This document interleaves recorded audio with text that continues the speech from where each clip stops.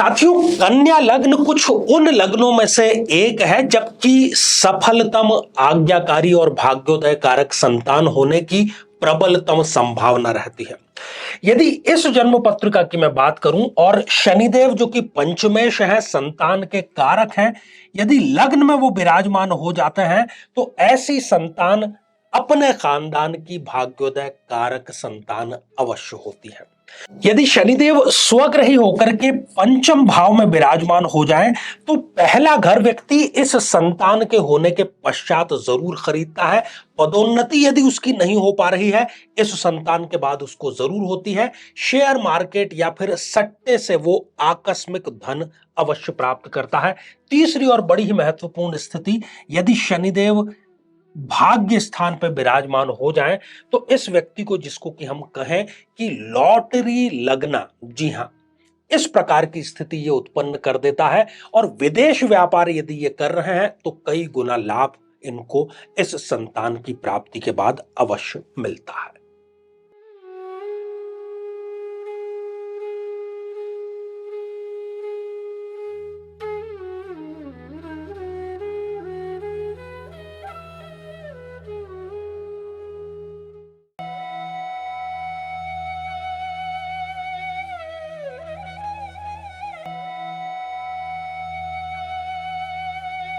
तो मेरे बहुत ही प्रिय और बेहद सम्मानित साथियों, हृदय की असीम गहराइयों से अभिनंदन, बहुत बहुत हार्दिक स्वागत। साथियों, चर्चा इन दिनों हमारी चल पड़ी है संतान पक्ष को लेकर के। यदि आप भी ये जानना चाहते हैं कि संतान आपकी कब होगी और कैसी होगी, तो इस श्रृंखला में आपको इन दोनों यक्ष प्रश्नों के उत्तर मिल जाएंगे। कब और कैसी, ये दो बड़े प्रश्न हैं, दोनों यक्ष प्रश्न हैं। तो साथियों, आज जो बारी है, आज है कन्या लग्न की जन्म पत्रिका के बारे में चर्चा करने की। यद्यपि पहले भी मैंने आपसे निवेदन किया है कि संतान का जो प्रश्न है उसके लिए हमें पति और पत्नी दोनों की जन्म पत्रिका की आवश्यकता होती है, लेकिन कुछ शोध, कुछ अनुभव और कुछ शास्त्र, इन तीनों का जब सम्मिश्रण कर दिया जाए तो कुछ ऐसे मोती हम चुन करके लाए हैं ज्योतिष के सागर से, जिससे कि आप बड़ी आसानी से यह जान सकें कि आपकी जो पहली संतान है, जी यहां पर हम पहली संतान के बारे में बात करेंगे, वो आपके कब होगी और वो आपके लिए कैसी होगी। अब कैसी में दो ही है, या तो भाग्य या फिर दुर्भाग्य। तो सबसे पहले हम कब की चर्चा कर लेते हैं, क्योंकि विवाह के पश्चात सबसे पहला जो है यही यक्ष प्रश्न होता है कि अब संतान आखिर कब होगी।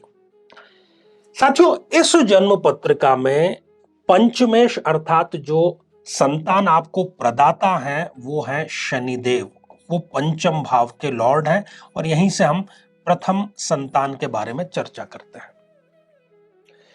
तो सबसे पहली बात कि यदि आपको शनि की दशा अंतरदशा चल रही है तो वो आपको संतान प्रदान जरूर करेगी। तो शनिदेव की दशा अंतरदशा, शनि की दशा या फिर अंतरदशा, सबसे प्रबलतम संभावना है जब आपको संतान प्राप्त होगी। दूसरी स्थिति आप देखिए कि क्या पंचम भाव में, इस भाव में जहां पर कि 10 नंबर का अंक लिखा है, कोई ग्रह आपके विराजमान है, चाहे फिर वो सूर्य, चंद्रमा, मंगल, बुध, केतु, राहु कोई भी हो, जो कोई भी ग्रह इस भाव में लिखा हुआ है, विराजमान है, वो अपनी दशा अंतरदशा में आपको संतान सुख से अवश्य नवाजेगा। साथियों, जिस किसी भी ग्रह की हम चर्चा करते हैं उसमें एक बड़ी और बहुत ही महत्वपूर्ण शर्त होती है कि आपको उस ग्रह की डिग्रियां देखनी है।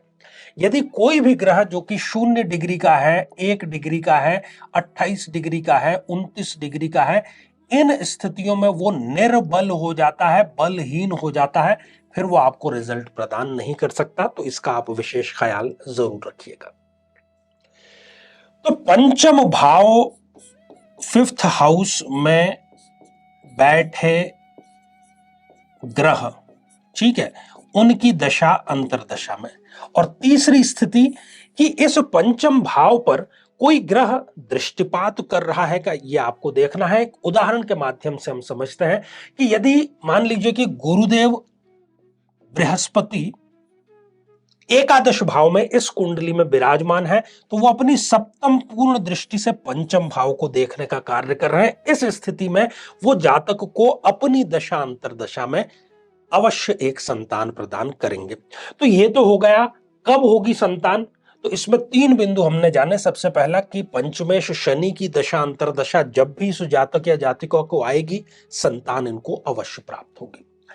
पंचम भाव में कोई ग्रह यदि विराजमान है तो उसकी दशा अंतरदशा में इनको संतान का सुख अवश्य मिलेगा। और तीसरी स्थिति कि यदि पंचम भाव पर कोई ग्रह दृष्टिपात कर रहा है, उसकी दशा अंतरदशा में इनको संतान सुख जो है वो अवश्य मिलेगा। साथियों, अब दूसरा बड़ा ही महत्वपूर्ण प्रश्न हम कि संतान जो है वो कैसी होगी उसके बारे में चर्चा कर लेते हैं। और इससे पहले उन सभी जातकों के लिए जो संतान के बारे में ये दोनों प्रश्न अभी तक जिनके मन में है कि उनको संतान कब और कैसी होगी, यदि अपने लग्न से संबंधित एपिसोड अभी तक आपने नहीं देखा है तो यहाँ आई बटन में हम उसका लिंक आपको प्रोवाइड करा देते हैं, जाकर के आप उसको देखिए और इन दोनों प्रश्नों के उत्तर आप प्राप्त जरूर कर लीजिए। साथियों, पंचमेश शनिदेव की जो स्थिति है वो ही निर्धारित करेगी। और मैंने पहले भी बताया कि कन्या लग्न में सर्वाधिक संभावना होती है कि एक श्रेष्ठ संतान ही इस जातक या जातिका को प्राप्त हो। पंचमेश की कुछ स्थिति ही इतनी जबरदस्त है। तो सबसे पहले बात करते हैं कि यदि शनिदेव इस जन्म पत्रिका में लग्न भाव में ही विराजमान हो जाते हैं, अति उत्तम स्थिति है यह संतान को लेकर के। ऐसी स्थिति में ये एक प्रकार का कुल दीपक योग भी निर्मित हो रहा है। ये जो संतान इनके जीवन में आएगी, इसके पश्चात इनको आकस्मिक धन का लाभ भी जरूर मिलेगा। ये अपने जीवन की पहली बड़ी संपत्ति, बड़ा निवेश भी पहली संतान होने के पश्चात जरूर करेंगे। इतना ही नहीं, जो संतान इनके होगी वो स्वयं बड़ी ही आकर्षक व्यक्तित्व की धनी होगी। साथियों, दूसरी स्थिति के बारे में चर्चा करते हैं। यदि शनिदेव इस जन्म पत्रिका के द्वितीय भाव में विराजमान हो तो वो अपने मित्र राशि में यहां पर चले गए। इस स्थिति में भी जो पहली संतान है वो इस जातक के लिए एक भाग्योदय कारक संतान प्राप्त होगी। खासतौर पर आकर्षक व्यक्तित्व की धनी वो स्वयं संतान भी होगी और उस संतान का भाग्य इतना प्रबल होगा कि उसके बाद में खानदान में और खास तौर पर जो उसके पिताजी हैं वो बहुत ज्यादा तरक्की करेंगे। अर्थात इन स्वयं की हम चर्चा कर रहे हैं, क्योंकि इनको मिलने वाली है, जो आने वाली संतान है उसको मिलने वाली है बड़ी पैतृक संपत्ति। तो पैतृक संपत्ति कब अर्जित होगी? जबकि वो पिताजी की भाग्य उदय होगा, तभी वो पैतृक संपत्ति इकट्ठी करेंगे और परिणामवश जो आने वाली संतान है उसको ये प्राप्त जरूर होगी। साथियों, अगली स्थिति शनिदेव यदि इस जन्म पत्रिका के पराक्रम भाव में विराजमान हो जाए, इस स्थिति में भी संतान जो है वो भाग्योदय कारक साबित होगी। और दूसरी बड़ी बात यहां पर यह है कि वो साहस से परिपूर्ण होगी। मंगल की राशि में यहां पर शनिदेव चले गए हैं, तो जो आने वाली संतान है वो बड़े बड़े सपने, बड़ी बड़ी संकल्पनाओं, बड़ी बड़ी महत्वाकांक्षाओं को सजोने वाली और उसको पूरा करने वाली जरूर साबित होगी। साथियों, इस जन्म पत्रिका में यदि शनिदेव चतुर्थ भाव में विराजमान हो जाएं, तब भी इस स्थिति में भी, क्योंकि गुरु के भाव में है, शत्रु के भाव में है, फिर भी इस संतान के पश्चात ही ये जातक या जातिका अपने जीवन की पहली गाड़ी खरीदता है, घर भी खरीदता है या कोई बहुत बड़ा निवेश भी करता है और सुखों का संचार असलियत में इनको प्रथम संतान के बाद में होता है। अत्यंत ही सुखद स्थिति यदि शनिदेव स्वयं पंचम भाव में विराजमान हो जाएं, अपने ही घर के लॉर्ड होकर के स्वयं के घर में वो विराजमान है। इस स्थिति में वो क्या क्या करेंगे कि जो संतान है वो शिक्षा में बहुत अच्छा परफॉर्मेंस करेगी, स्कूल में, यूनिवर्सिटी में, कॉलेज में। आकस्मिक धन उसके आने के पश्चात आपको किसी न किसी प्रकार से मिलता ही रहेगा। और यदि किसी प्रकार का कोई रोग है छोटा बड़ा या कर्ज था छोटा बड़ा, तो वो भी यहां पर शनिदेव आपको उससे निवृत्त करेंगे, क्योंकि शनिदेव इस जन्म पत्रिका में षष्ठेश भी है। साथियों, यदि शनिदेव इस त्रिक भाव में विराजमान हो जाएं, यहां भी वो इस त्रिक भाव के स्वामी हैं, तो यहां पर अत्यंत ही उत्तम योग निर्मित हो सकता है, जिसको कि हम विपरीत राजयोग कहते हैं। अब ये विपरीत राजयोग क्या है, इसको हम कई बार पहले भी समझा चुके हैं, नवीन दर्शकों को हम पुनः समझा देते हैं। साथियों, यदि त्रिक भाव का लॉर्ड त्रिक भावों में बैठा हो, पहली शर्त, तो ये त्रिक भाव के लॉर्ड हैं शनिदेव और त्रिक भाव में ही बैठे हैं। दूसरी शर्त, लग्नेश जो है वो बलशाली स्थिति में होना चाहिए। तो इस जन्म पत्रिका में यदि बुध की प्लेसमेंट अच्छी है, श्रेष्ठ है, तो वो इनके लिए बड़ी ही भाग्योदय कारक स्थिति साबित होगी।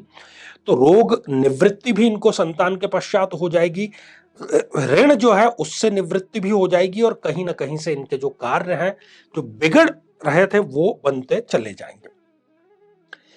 साथियों, यदि शनिदेव इस जन्म पत्रिका के सप्तम भाव में विराजमान हो जाए तो ये पिता के लिए भाग्योदय कारक तो साबित होगी, परंतु यहां पर एक स्थिति ये देखी गई है कि इस संतान के आने के पश्चात जो पति पत्नी है उनके बीच में मतभेद, मनभेद, लड़ाई झगड़े, क्लेश, ये बहुत ज्यादा और एक प्रकार से रूटीन का हिस्सा जो है वो बन जाता है। साथियों, यदि शनिदेव अष्टम भाव में विराजमान हो जाए तो यहां पर वो नीच राशि के हो गए हैं। यह स्थिति बिल्कुल भी ठीक नहीं कही जाएगी, और यहां पर विपरीत राजयोग बन तो अवश्य रहा है, परिणाम नहीं देगा, क्योंकि विपरीत राजयोग यहां पर नीच ग्रह के द्वारा निर्मित होता है, तो उसका कोई भी परिणाम नहीं मिलता। बल्कि इस स्थिति में क्या होगा कि जो संतान होगी वो आलस्य का एक प्रकार से घर होगी। अपने कार्य कल पर कैसे टाले जाए, और जिसकी ये प्रवृत्ति बन जाती है उसका फिर भाग्य भी है जो वो सोने का ही कार्य करता है। मेहनत होती क्या है वो समझता ही नहीं। 30-40 वर्ष की आयु तक वो माता पिता पर आश्रित रहता है। पैसे पैसे को वो माता पिता से लेकर के ही खर्च करने का कार्य करता है। इसकी वजह से कई बार आपको सोसाइटी में, समाज में बेइज्जत भी होना पड़ सकता है, और ये किसी बुरी लत, और खास तौर पर जिसको हम शराब या आजकल विभिन्न प्रकार के कुछ और भी नशे हैं, उसका भी सेवन ये जो संतान है वो करती चली जाती है। साथियों, यदि शनिदेव भाग्य स्थान पर विराजमान हो जाते हैं, ये अति उत्तम स्थिति है। एक त्रिकोण का अधिपति जाकर के दूसरे त्रिकोण में बैठ गया है, बहुत ही सुंदर और भाग्योदय कारक स्थिति यहां पर शनिदेव के कारण। तो होने वाली जो पहली संतान है वो आपके बंद भाग्य को खोलने का कार्य करेगी। घर में मांगलिक कार्यों की झड़ी लग जाएगी इस संतान के होने के पश्चात। इतना ही नहीं, विदेश यात्रा का जो सपना है, तो पहली जो विदेश यात्रा है वो आप इस संतति के पश्चात अवश्य ही करते हैं। साथियों, यदि शनिदेव जो है वो दशम भाव में, कर्म भाव में विराजमान हो जाते हैं, यह भी बहुत अच्छी स्थिति है। पिता जो भी व्यापार या व्यवसाय करते थे उसमें यह संतान आगे चल करके सोने पर सुहागा करती है। यदि ये सिविल सर्विसेज की तैयारी में चला जाता है संतान, तो इनको आईएएस और आईपीएस जैसे उच्च पद जो हैं वो भी मिलते हुए जरूर देखे गए हैं। अनुशासित जीवन साथी और अनुशासित जीवन, ये दोनों ही इस संतान को अवश्य प्राप्त होता है। साथियों, यदि शनिदेव एकादश भाव में विराजमान होकर अपने ही घर को वो देख रहे हैं, यह भी बहुत ही उत्तम स्थिति, सौभाग्य कारक स्थिति ये आपको स्पष्ट रूप से मिलेगी। यहां पर कई प्रकार के लाभ आपको आने वाली जो संतति है उसके द्वारा मिलेंगे।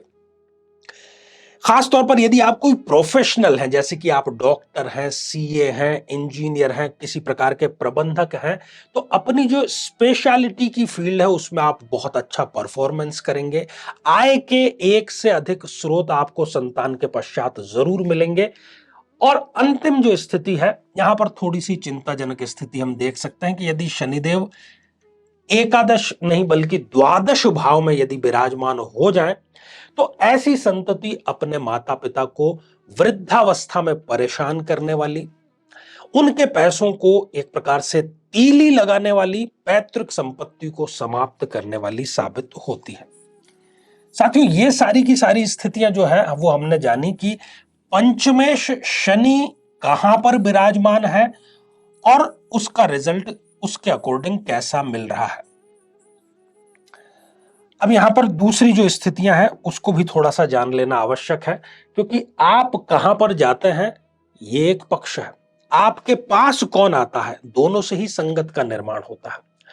तो यदि इस जन्म पत्रिका में पंचम भाव में बुध देव विराजमान हो जाते हैं जो कि स्वयं लग्नेश है, ये भी बहुत अच्छी और अति उत्तम स्थिति है इस जन्म पत्रिका के लिए, क्योंकि स्वयं लग्नेश यहां पर आकर के विराजमान हो गए हैं। इस संतति के आते ही आप एक नया व्यापार, नया इन्वेस्टमेंट, नया वेंचर लॉन्च करते हैं और वो आपके लिए भाग्योदय कारक अवश्य ही साबित हो जाता है। साथियों यदि इस जन्म पत्रिका में शुक्र देव जो कि एक योग कारक ग्रह है पंचम भाव में यदि विराजमान हो जाए, ये भी बहुत ही अच्छी स्थिति है। लग्जरी होती क्या है वो इस संतान के आने के बाद ही आपको पता लगेगी। जो संतान से पहले का जीवन और संतान के बाद का जीवन बदलाव नहीं, ट्रांसफॉर्मेशन हो जाएगा। कभी आप बैठ करके सोचेंगे तो आपको यकीन ही नहीं होगा कि जो पहले के जीवन था उसको देख करके, समझ करके, कल्पना करके आप सिहर उठते थे और अब ईश्वर ने आपको इस संतान के रूप में एक सौभाग्य प्रदान किया है। साथियों यदि इस जन्म पत्रिका में मंगल देव यहां पर विराजमान हो जाएं तो वो उच्च राशि के तो हो गए, परंतु इस जन्म पत्रिका के लिए मंगल देव एक मारक ग्रह है और मारक ग्रह यदि उच्च का है तो वो अच्छा रिजल्ट नहीं देगा। ऐसी संतान बहुत ज्यादा एग्रेसिव होगी, माता पिता को अपशब्द कहने वाली होगी, उनके खर्चे कराने वाली होगी, उनकी इज्जत को तार तार करने वाली होगी। देखिए मैं हूं थोड़ा सा स्पष्टवादी व्यक्ति, इसलिए जो भी है वो आपको स्पष्ट शब्दों में समझाने का प्रयास कर रहा हूं। साथियों एक और स्थिति जिस पर की चर्चा करें तो यदि गुरुदेव यहां पर है तो वो स्थिति को संभाल लेंगे। गुरुदेव चूंकि इस जन्म पत्रिका के लिए एक अच्छे ग्रह हैं, तो ये जो संतति आपको प्राप्त होगी, पहली संतान वो उच्च शिक्षा भी प्राप्त करेगी और उच्च शिक्षा के माध्यम से वो परिवार के स्तर को ऊंचा उठाने का कार्य भी करेगी। अपने परिवार में वो सभी की मदद करने वाली होगी, धन के माध्यम से, मोरल सपोर्ट के माध्यम से। परंतु ये जो संतान है हो सकता है कि मोटापे का शिकार जरूर हो जाए। अब साथियों बात करते हैं, चंद्रमा की बात हम कर लेते हैं कि यदि इस जन्म पत्रिका में चंद्रदेव पंचम भाव में विराजमान हो जाते हैं तो ये स्थिति बिल्कुल भी ठीक नहीं कही जा सकती। चंद्रमा भी इस जन्म पत्रिका के लिए अच्छे नहीं है, मारक ग्रह की श्रेणी में ही वो आएंगे और शत्रु राशि में भी वो विराजमान हो गए हैं। हालांकि ये जो संतान है इसके आगमन के पश्चात आपकी आय अवश्य बढ़ जाएगी, परंतु घर में जो है कोई ना कोई रोग सदैव बना रहेगा। खासकर कि ये जो ब्रीदिंग सिस्टम है, श्वसन तंत्र से संबंधित हो सकता है, ये स्वयं जो बच्चा है वो उससे पीड़ित हो या फिर ये पिता को इस प्रकार का कोई रोग प्रदान कर सकता है। एक प्रकार से जो आवक है वो बनी तो रहेगी, परंतु उससे ज्यादा खर्चे आपके हो जाएंगे। अब आप मान लीजिए कि 1,000 रुपए कमाते थे, अब आपकी तनख्वाह 2,000 रुपए हो गई, पर खर्चे यदि 5,000 हो जाएंगे तो क्या, कोई फायदा नहीं इस प्रकार की बरकत का। और कुछ ऐसी ही स्थिति यदि सूर्यदेव इस जन्म पत्रिका में पंचम भाव में विराजमान हो जाए तो वही स्थितियां कि ये जातक अपनी संतान से वृद्धावस्था में प्रताड़ना प्राप्त करता है। इनका जो संचित धन है जीवन भर का, उस संचित धन को कुछ ही वर्षों में, शायद 2 या 4 वर्षों में पूर्ण रूप से समाप्त करने वाला ये जो बालक या बालिका इनके लिए साबित होती है। और साथ ही ये इनके लिए इतनी शिकायतें लेकर के आती हैं कि ये अपमान का सामना निरंतर करते रहते हैं और ईश्वर से ये यही प्रार्थना करते हैं कि हे ईश्वर, यदि ऐसी ही संतान देनी थी तो फिर इससे अच्छा होता कि मुझे आप संतान प्रदान ही न करते। तो साथियों ये था आज कन्या लग्न की जन्म पत्रिका के बारे में ये 2 यक्ष प्रश्न। कब और कैसी होगी संतान, श्रृंखला हमारी आगे भी जारी है। तो आप इसी प्रकार से अपने लग्न से कम एपिसोड जरूर देखिएगा, ताकि आपके ये दोनों यक्ष प्रश्न आपको परेशान न करें। जीवन में किसी समस्या का सामना कर रहे हैं, जैसे कि शादी में देरी होना, पति पत्नी में मनमुटाव या तलाक तक की नौबत आ जाना, संतान का प्राप्त न हो पाना, नौकरी या धन प्राप्ति में बाधा आना, जीवन के प्रत्येक क्षेत्र में किसी न किसी प्रकार की बाधा आना, तो आज ही अपनी जन्म पत्रिका का संपूर्ण विश्लेषण करवाएं और पाएं समस्या से सदैव के लिए मुक्ति। तो आइए साथियों, अब बढ़ते हैं आज के हमारे कमेंट के चरण की तरफ। और पहला ही जो कमेंट है तनुजा पांडे जी का है, और श्री शिवाय नमस्तुभ्यम आपने लिख भेजा है। तनुजा जी, आशीर्वाद हृदय की असीम गहराइयों से। अगला कमेंट हमारे नियमित दर्शक शकुन शरण जी का है। आचार्य जी, सादर प्रणाम। तो आपको भी आशीर्वाद हृदय की असीम गहराइयों से। अगला कमेंट भी हमारे नियमित दर्शक शशि सिंघल जी का है, और आपने नमस्कार लिख भेजा है। आपको भी आशीर्वाद हृदय की असीम गहराइयों से। तो साथियों, आज के लिए केवल इतना ही, और इसी मंगल कामना के साथ में कि आप सभी सपरिवार स्वस्थ, समृद्ध और शांतिपूर्वक जीवन व्यतीत करें। नमस्कार।